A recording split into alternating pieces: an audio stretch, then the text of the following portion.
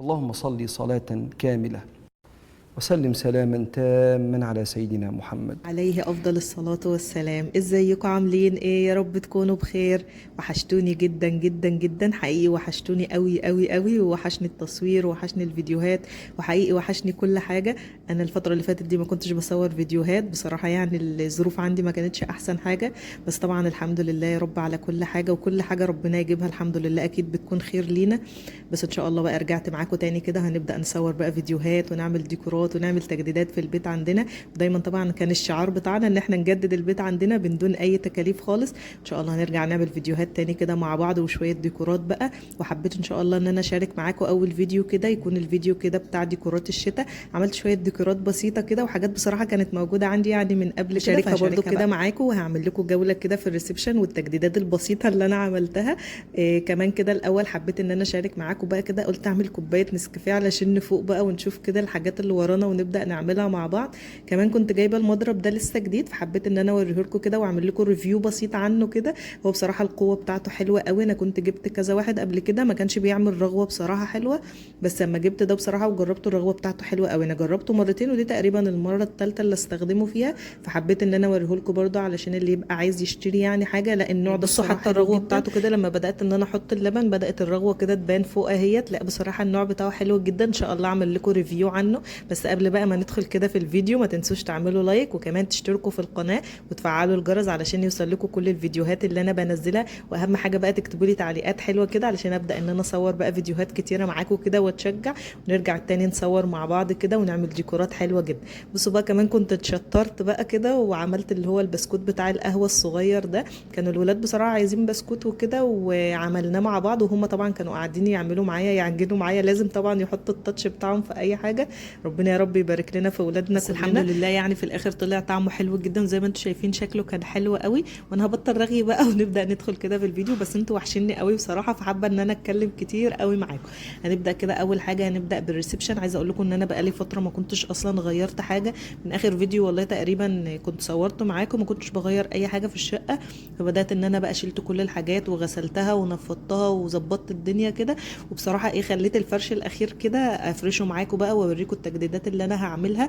طبعا الركنه عندك منها غامقه بيمشي عليها الحمد لله اي لون، وانا بحب بصراحه ان انا استخدم معاها اللون ده، بحس ان هو بينطقها كده وبيبين شكلها، وكمان بيبقى اللون بصراحه حلو وشكله مميز كده كمان. فهنستخدمه بقى مع بعض النهارده في الديكورات بتاعه النهارده بتاعه الشتاء. وكمان هنحط بقى ايه المفرش الصوف اللي احنا كنا عاملينه مع بعض ده. طبعا لو فاكرين ده كان بلوفر كده قديم عندي، وبدانا ان احنا نستخدمه بقى، وعملت منه المفرش ده، وعملت كمان منه مفرشين هتشوفوهم دلوقتي. وحطيت له بقى ايه الكور الصغيره اللي في الجنب دي. الفيديوهات دي كنا عاملينها السنه اللي فاتت تقريبا او السنه اللي قبلها مش فاكره، يعني الشتاء اللي قبله.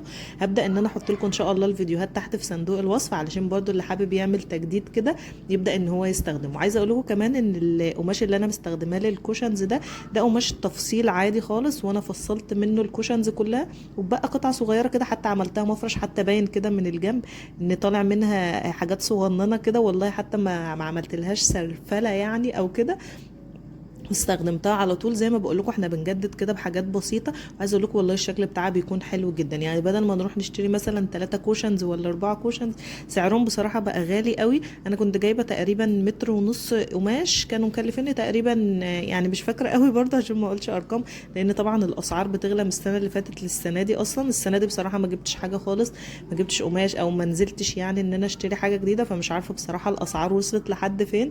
بس زي ما بقول لكم ما بتبقاش مكلفه قوي. يعني انا سالت على الكوشنز تقريبا كانوا 4 مع بعض ومعاهم رانر، حسيت ان السعر بتاعهم غالي قوي، فانا عملتهم بقى السنه اللي فاتت. السنه دي ان شاء الله احاول ان انا اجيب قماش تاني واقول لكم بقى الاسعار، ونرجع كده ان شاء الله نجدد مع بعض ونعمل حاجات جديده مع بعض. بدات كده بقى ان انا اروح للجزء اللي هو تحت الشاشه، وبدات ان انا احط الديكورات برده البسيطه ديت. وحطيت بقى ايه 2 كوشنز كده في الارض كانوا باقيين بصراحه يعني، فقلت اما احطهم تحت كده، لان بصراحه لحد دلوقتي والله ما جبتش مقابض للترابيزه اللي هي تحت الشاشه، فشكلها يعني مش احسن حاجه، فقلت اما احطهم تحتها كده ايه يداروا الشكل شويه، كأن يعني مفيش مقبض مثلا موجود او كده. انا كنت عامله لها بصراحه مقبض قبل كده بالكرتون، كنت حاطه عليه ورق ذهبي كده، كان شكله حلو قوي، بس زي ما انتم عارفين بقى منه كرتون وكده مش عملي قوي يعني، والولاد طبعا فتحوا وقفل فيها فاتقطع بصراحه. فان شاء الله انزل اجيب لها ان شاء الله مقبض ان شاء الله يعني باذن الله.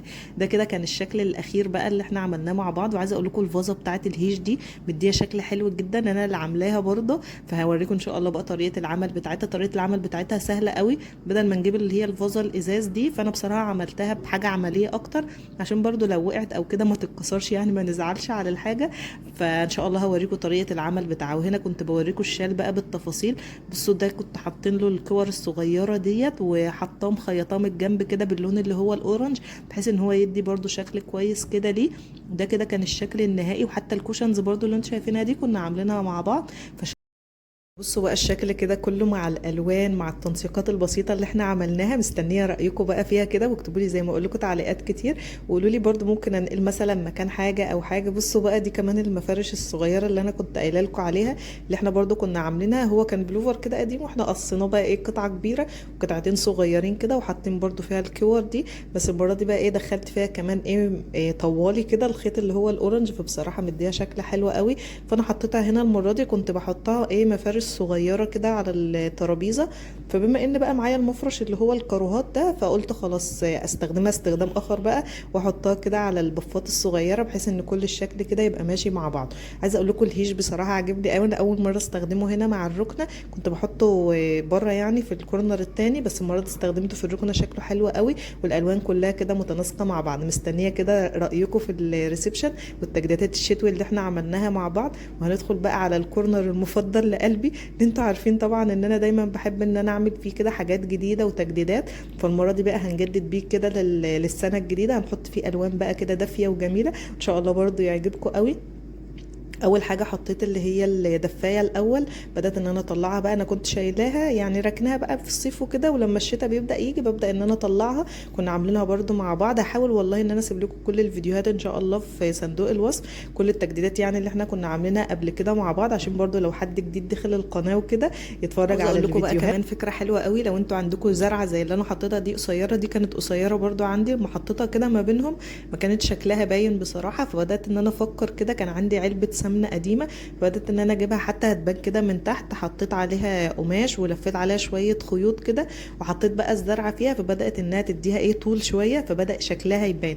لو عندكم برضو زرعه قصيره ممكن تستخدموا الفكره دي، هتبقى حلوه معاكم قوي. وزي ما انتم شايفين شكله من تحت حلو، يعني شكله كانه بوت كده جاهز من البوتات اللي احنا بنشتريها، فحقيقي الشكل هيفرق معاكم قوي. استخدمت بقى هنا اللون اللي هو الكاروهات الاحمر في اخضر، انا بحبه طبعا قوي، وهو في الشتاء كده بيبقى حلو جدا. فحبيت ان انا اعمل التنسيق المره دي في الجزء ده من الالوان ديت، يعني نبعد شويه بقى عن اللون الاورنج. طبعا الجزء ده بعيد عن الريسبشن، فمش هيبان يعني ان في لخبطه في الالوان قوي. بدات كده ان انا احط الكوشنز، وحطيت بقى الورده الصغيره دي، وكمان كان عندي البرواز الصغنن ده كان اتكسر مني، الازاز انكسر، وحتى برضو الجزء اللي هو بيقف عليه من ورا كده كان مكسور، بس هنستخدمه برضو مش هنسيبه يعني.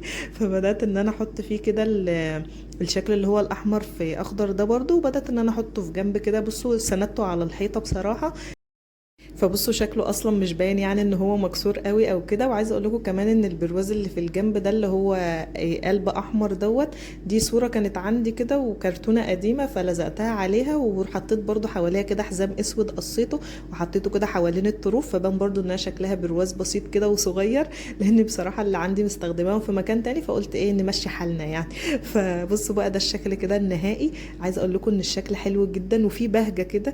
انا اصلا من الناس اللي مش بحب الشتاء قوي بصراحه، بس لما بعمل ديكورات كده جديده في البيت بحس بصراحه انها بتدي دفى كده وبتدي راحه نفسيه كده. فمستنيه رايكم في كل التجديدات اللي احنا عملناها. وعايزه اقول لكم كمان ان الاباجوره الصغيره اللي في الجنب دي هحاول ان شاء الله انزل لكم الفيديو بتاع طريقه العمل بتاعها. دي الحاجه الوحيده اللي انا عملتها السنه دي. تقريبا كل الحاجات اللي انا بستخدمها كنت عاملينها مع بعض قبل كده. كل الفيديوهات ان شاء الله اللي احنا عاملينها هحاول اسيب لكم برده اللينكات بتاعتها تحت في صندوق الوصف. بس اهم حاجه تشجعوني كده وتعملوا لايكات كتير كتير كتير قوي على الفيديو، الفيديو عشان ارجع كده ان شاء الله نصور مع بعض فيديوهات اكتر ونعمل ديكورات بقى. ما تنسوش تكتبوا لي تعليقات كده كتير، لان حقيقي تعليقاتكم بتفرحني جدا جدا جدا. وهنا بقى اخر جزء موجود معانا، الجزء بتاع السفره، حطيت عليه الفازه الصغيره دي لان بصراحه الفازه بتاعتها انكسرت، فاستخدمت الفازه الصغيره دي، كنا عاملينها برده مع بعض كده ولفه عليها خيوط الخيش وكده، فشكلها رقيق وحلو، بدات ان انا استخدمها. وعايزه اقول لكم بقى ان انا عملت كمان الورد الستان ده، استنوا بس الكاميرا هتيجي عليه دلوقتي، بصوا شكله حلو قوي، فهبدا ان انا اعمل منه برده اجزاء كتير كده واستخدمها بقى كورد، وحاطه كده معاها البخور عشان نبقى نولعه ان شاء الله يوم الجمعه. اخر حاجه بقى هوريها لكم الجزامه، كنت عملت برده المرايه الصغيره دي، شكلها رقيق قوي وكيوت. وده كده كان اخر الفيديو معانا، يا رب يكون الفيديو النهارده عجبكم. ما تنسوش بقى اللايك والاشتراك والتعليقات الحلوه، واستنوني ان شاء الله في فيديو